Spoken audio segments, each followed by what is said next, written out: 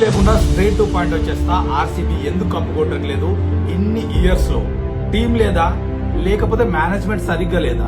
ఇలాంటి చాలా మాటలు పడతారు కదా ఆర్సీబీ ఫ్యాన్స్.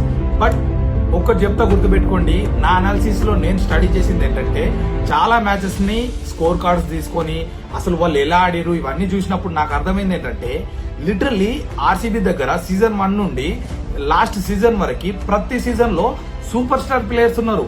ప్లేయింగ్ 11 చూసుకున్నా, టీమ్ స్క్వాడ్ చూసుకున్నా బెస్ట్ ప్లేయర్సే ఉన్నారు.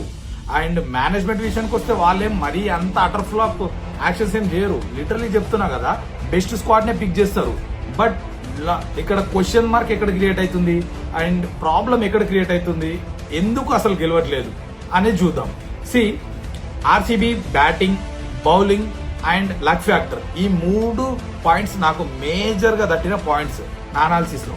ఫస్ట్ థింగ్, బ్యాటింగ్ విషయానికి వస్తే ఎప్పుడైతే ఆర్సీబీ బ్యాటర్స్, సో ఎగ్జాంపుల్ గా ఒక మ్యాచ్ తీసుకుందాం, ఆ మ్యాచ్ లో ఆర్సీబీ ఫస్ట్ బ్యాటింగ్ చేసుకుంది అనుకోండి, ఆ మ్యాచ్ లో ఆర్సీబీ వాళ్ళు లిటరల్లీ కొడితే దీని అమ్మ 200, 230 కొట్టిన సందర్భాలు ఎన్నో ఉన్నాయి.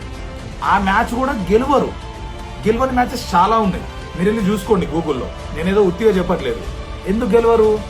ఎప్పుడైతే ఆర్సీబీ బ్యాటర్స్ అంత స్కోర్ చేస్తారో, ఆర్సీబీ బౌలర్స్ సెకండ్ ఇన్నింగ్స్ లో ఎలా బిహేవ్ చేస్తారంటే, నాకు అసలు బౌలింగ్